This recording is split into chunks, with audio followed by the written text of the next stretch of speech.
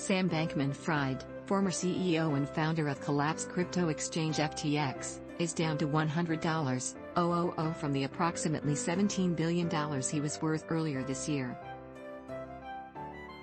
In a recent interview with Axios, Bankman-Fried claimed that he currently has around $100,000 in his bank accounts, down by 99% from his net worth of around $17 billion based on calculations by Bloomberg. When asked about his personal finances, he said, "Am I allowed to say a negative number? I mean, I have no idea. I don't know. I had $100,000 in my bank account last I checked. It's complicated. Basically, everything I had was just tied up in the company." According to SBF's Forbes profile, most of his wealth was tied up in the ownership of about half of FTX and a share of its FTT tokens. His wealth peaked at an estimated $26.5 billion.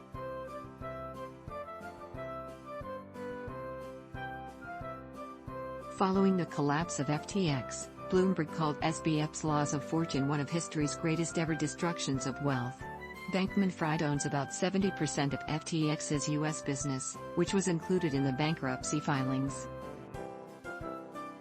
His stake in online brokerage Robinhood, previously valued at more than $500 million, was removed from Bloomberg's calculation after news reports said that the stake was held through Alameda and may have been used as collateral for loans. Meanwhile, SBF claimed that proper regulation could have helped prevent the collapse of FTX, saying that he wished there had been someone who wasn't me who was in charge of managing conflicts of interest. "I think one thing is, if you looked at the reporting and CFTC applications, that would have." In fact, SBF has been under extreme criticism for his management of FTX and user funds. James Bromley, a partner at Sullivan & Cromwell who is representing FTX, said during the Delaware bankruptcy court last week that the exchange was run as a personal fiefdom of Sam Bankman-Fried. As reported, FTX lends as much as $10 billion worth of customer assets to fund risky bets by its affiliated trading firm, Alameda Research.